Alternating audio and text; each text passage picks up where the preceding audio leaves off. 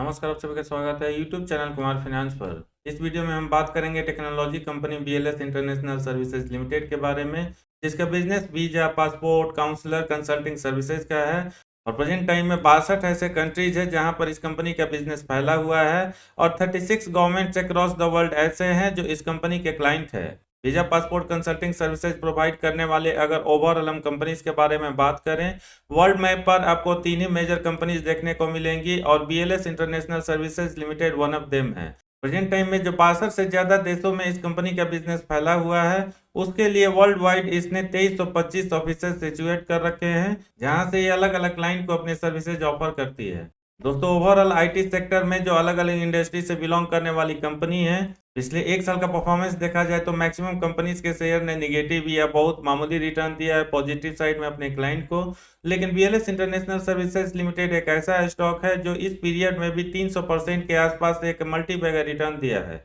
इस multi bagger return के बाद इस कंपनी के मैनेजमेंट ने हाल फिलहाल बोनस शेयर इशू करने के लिए भी डिसाइड किया है, जिसका रेशियो 1:1 है। बोनस शेयर इशू करने का जो रिकॉर्ड डेट फाइनल किया गया है वो 10 दिसंबर 2022 का है। यानी 10 दिसंबर 2022 को अगर आपके डीमेट अकाउंट में इस कंपनी का एक शेयर होगा, वो बोनस शेयर इशू होने के बाद 2 हो जाएगा। और अगर करेंट मार्केट प्राइस को अगर हम कंसीडर करके चलें, फिर इसका मार्केट प्राइस भी 50% से कम हो जाएगा। दोस्तों, अमूमन हम देखते हैं जब भी किसी कंपनी का मैनेजमेंट कोई बोनस शेयर इशू करने के लिए या स्प्लिट करने के लिए अनाउंसमेंट करता है, फिर उसमें एक अच्छा खासा मूवमेंट बन जाता है शॉर्ट टर्म में। तो क्या बीएलएस इंटरनेशनल सर्विसेज लिमिटेड के शेयर प्राइस में भी एक बार फिर से अच्छा मूवमेंट बन सकता है आने वाले कुछ शॉर्ट पीरियड में? या बोनस शेयर पाने के लिए इस शेयर को अपने पोर्टफोलियो में ऐड किया जाना चाहिए? प्रेजेंट टाइम में इसका फंडामेंटल कैसा नजर आ रहा है? ओवरऑल फ्यूचर आउटलुक यहाँ से कैसा बन रहा है? और क्या जिस तरह से पिछले एक साल में इस शेयर ने 300% से ज्यादा का एक स्ट्रॉन्ग रिटर्न दिया है अपने इन्वेस्टर्स को, एक बार फिर से फ्यूचर में ये रिपीट होगा? ये पूरे डिटेल इस वीडियो में हम फंडामेंटल और टेक्निकल एनालिसिस के माध्यम से जाने। उसके पहले मैं कहना चाहूंगा, अगर आप नए हैं चैनल पर या अब तक आपने इसको सब्सक्राइब नहीं किया है, चैनल को सब्सक्राइब करके बेल आइकन का बटन जरूर प्रेस करें, ताकि आने वाले फ्यूचर में इस चैनल पर जब भी कोई वीडियो अपलोड हो, नोटिफिकेशन आपको मिलती रहे।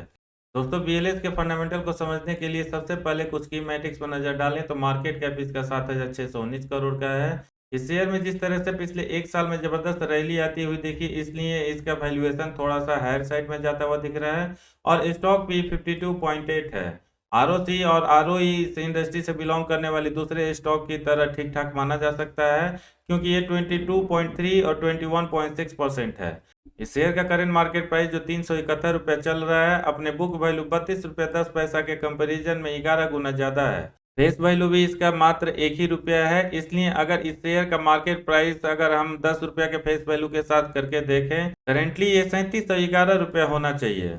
बीएलएस इंटरनेशनल ने जो अपने Q2 का रिजल्ट प्रेजेंट किया था, उसको काफी स्ट्रांग माना जा सकता है, क्योंकि sales growth year on year quarter basis पर 87.36% और प्रॉफिट ग्रोथ 83.43% रहा है। वैसे भी देखेंगे तो पिछले एक साल से इस कंपनी का परफॉर्मेंस, चाहे रेवेन्यू ग्रोथ हो या प्रॉफिट ग्रोथ हो, काफी स्ट्रांग और दमदार रहा है। क्योंकि एनुअल प्रॉफिट एंड लॉस के स्टेटमेंट पर भी नजर डाला जाए तो इसका सेल्स मार्च 2015 में जो 450 करोड़ का था, मार्च 2019 में बढ़ के 804 करोड़ होता है। लेकिन मार्च 2022 से यहाँ पर डिटोरिएशन स्टार्ट हो जाता है और ये अगले 2 फाइनेंशियल ईयर तक डाउन होता है, क्योंकि ये 786 और फाइनली मार्च 2021 एनुअल रिपोर्ट के हिसाब से 478 करोड़ हो जाता है। लेकिन यहाँ पर एक जबरदस्त ग्रोथ आता हुआ दिख रहा है और मार्च 2020 में इसका सेल्स 850 करोड़ का और टीटीएम में 11 से 11 करोड़ तक पहुंच गया है। ऑपरेटिंग प्रॉफिट पर नजर डालें तो पिछले 8 सालों का जो डेटा अवेलेबल है, सबसे अच्छा मार्च 2018 एनुअल रिपोर्ट के हिसाब से था, क्योंकि ये 160 करोड़ रहता है और यहाँ भी अगले कुछ सालों तक लगातार आपको डिक्लाइन आता हुआ दिखेगा।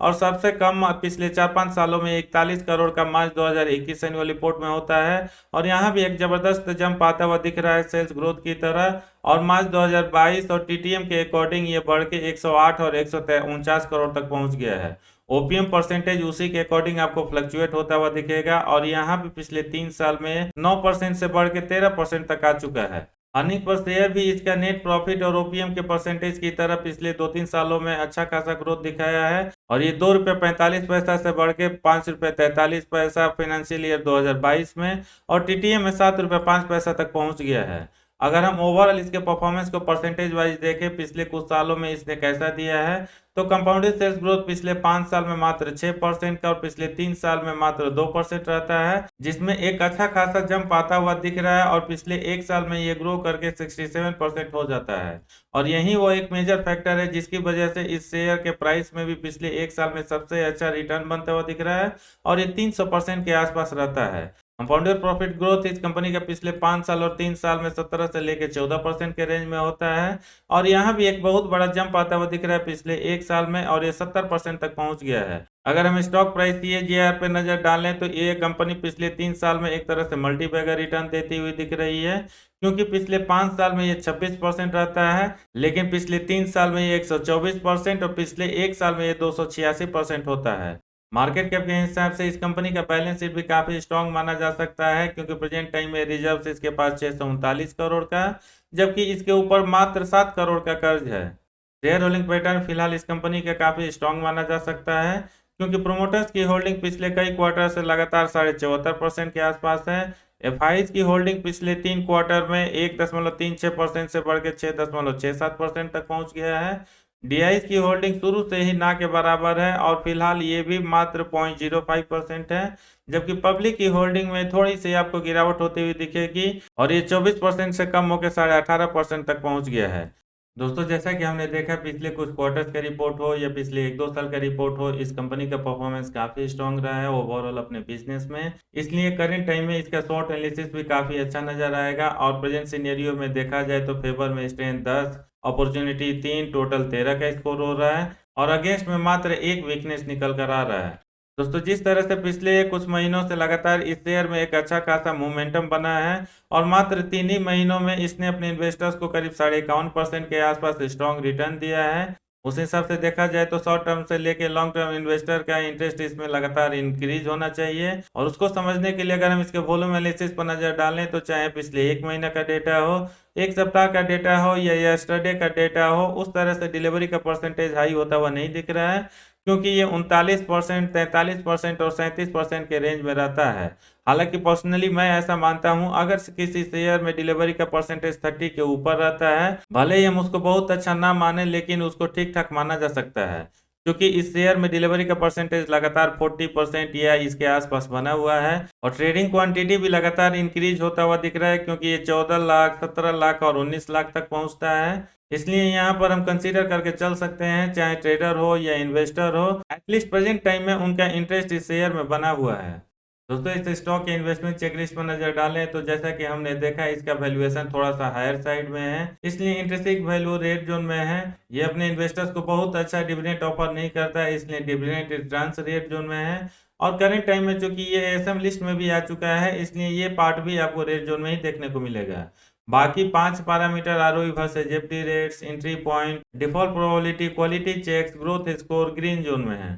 दोस्तों, चूंकि इस कंपनी और शेयर को लेकर मात्र एक ही एनालिस्ट ने फोरकास्ट किया है, इसलिए हम इसको यहाँ पर कंसीडर करके नहीं चल सकते, क्योंकि एक इंडिविजुअल का ओपिनियन बायस हो सकता है। दोस्तों, प्रेजेंट टाइम में इस कंपनी के प्रॉस एंड कॉन्स के बारे में बात किया जाए तो इनकम में यहाँ पर थोड़ा सा कॉन्स निकल कर आ रहा है, क्योंकि इस कंपनी का रेवेन्यू ग्रोथ पिछले 5 साल में ऑन एवरेज 6.29% रहता है, जबकि इंडस्ट्री का एवरेज रेवेन्यू ग्रोथ इस पीरियड में 7.79% होता है। इस कंपनी ने पिछले 5 साल में मार्केट शेयर भी लूज किया है, यानी जिस इंडस्ट्री में यह कंपनी काम करती है उसमें इसका मार्केट शेयर कम होता हुआ दिख रहा है, क्योंकि आज से 5 साल पहले अपने इंडस्ट्री में इसका मार्केट शेयर 4.59% था और ये प्रेजेंट टाइम में कम होकर 4.28% तक हो गया है। इसका नेट इनकम भी पिछले 5 साल में ऑन एवरेज 17.31% रहता है, जबकि इंडस्ट्री का एवरेज रिटर्न इस पीरियड में 41.9% रहता है। दोस्तों, कॉन्स के अलावा अगर कुछ प्रॉस पार्ट पे नजर डालें तो ये आपको कैश फ्लो स्टेटमेंट में देखने को मिलेगा, क्योंकि प्रेजेंट टाइम में इसका फ्री कैश फ्लो लगातार पॉजिटिव बना हुआ है और फाइनेंशियल ईयर 2019 हो, 20 हो, 21 हो या 22 हो,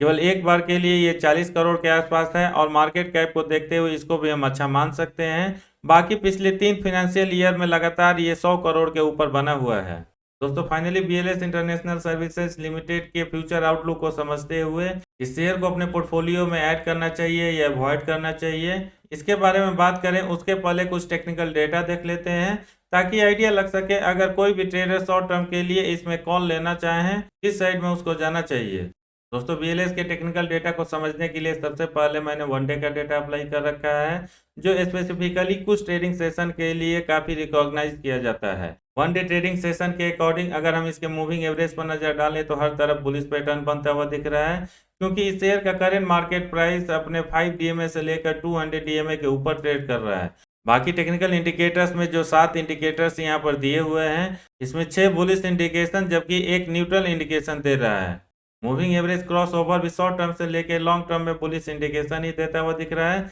यानी वन डे डेटा के अकॉर्डिंग ओवरऑल अगर हम समराइज करके देखें इसके टेक्निकल डेटा को, वेरी बुलिश पैटर्न बनता हुआ दिख रहा है, क्योंकि मूविंग एवरेज हो, टेक्निकल इंडिकेटर्स हो या मूविंग एवरेज क्रॉस ओवर हो, 16 में यहाँ पर 15 इसके फेवर में जाते हुए दिख रहे हैं। वीकली डेटा के अकॉर्डिंग भी चाहे मूविंग एवरेज हो, टेक्निकल इंडिकेटर्स हो या मूविंग एवरेज क्रॉस ओवर हो, मैक्सिमम पार्ट में बुलिश इंडिकेशन ही मिलता हुआ दिख रहा है। इसलिए यहाँ पर भी ट्रेंड ओवरऑल वेरी बुलिश ही बन रहा है। अगर हम 1 मंथ का डेटा अप्लाई करें और इसके अकॉर्डिंग समझने की कोशिश करें तो ओवरऑल टेक्निकल रेटिंग एक बार फिर से बहुत स्ट्रॉन्ग बुलिश बनता हुआ दिख रहा है, क्योंकि एक बार फिर से समरी में मूविंग एवरेज 6 में 4 बुलिश, टेक्निकल इंडिकेटर्स में 3 के 3 बुलिश और मूविंग एवरेज क्रॉस ओवर में 3 के अगेंस्ट में 2 बुलिश इंडिकेशन दे रहे हैं। दोस्तों यहाँ से अगर इस कंपनी के फ्यूचर आउटलुक के बारे में बात करें तो जैसा कि मैंने बताया इस वीडियो के स्टार्टिंग में, वीजा और पासपोर्ट कंसल्टिंग सर्विसेज में अक्रॉस द वर्ल्ड 3 ही मेजर कंपनीज हैं और BLS international services limited one of them है। इसलिए आने वाले शॉर्ट टर्म से लेके मिड टर्म हो या लॉन्ग टर्म हो, मुझे ऐसा लगता है इस कंपनी का बिजनेस लगातार ग्रो करता रहेगा, क्योंकि कोविड काल खत्म होने के बाद लगातार लोगों का मूवमेंट अक्रॉस द वर्ल्ड बना हुआ है, जिसकी वजह से चाहे वीजा कंसल्टिंग हो या पासपोर्ट कंसल्टिंग हो, दुनिया के जितने भी मेजर देश हैं वहां पर इसका डिमांड बना रहेगा। लेकिन जिस तरह से पिछले 2-3 सालों में इसने मार्केट शेयर अपना लूज किया है, ये देखने वाली बात होगी आने वाले टाइम में जो भी मार्केट में अपॉर्चुनिटी जा रही है, इस कंपनी का मैनेजमेंट उसमें से कितना ग्रैब कर पाता है। अगर हम इस शेयर के रिटर्न पॉइंट ऑफ व्यू से देखें तो जिस तरह से इसका टेक्निकल डेटा काफी स्ट्रॉन्ग नजर आ रहा है, इसलिए जो एक अच्छा और स्ट्रॉन्ग मूवमेंट बना है इसके शेयर प्राइस में, हो सकता है शॉर्ट टर्म में ये कंटिन्यू करे। लेकिन अगर आप पहले से इस शेयर में इन्वेस्टेड नहीं है तो मैं आपको यहाँ पर जरूर सजेस्ट करूंगा, क्योंकि इस कंपनी का मैनेजमेंट बोनस शेयर इशू करने के लिए भी प्लान कर रखा है और इसकी वजह से भी कई बार एक अच्छा मोमेंटम बन जाता है। लेकिन जैसे ही उस पर्टिकुलर कंपनी का शेयर डीमेट अकाउंट में क्रेडिट हो जाता है जो बोनस के रूप में इशू होता है, फिर चाहे शॉर्ट टर्म इन्वेस्टर हो या ट्रेडर हो,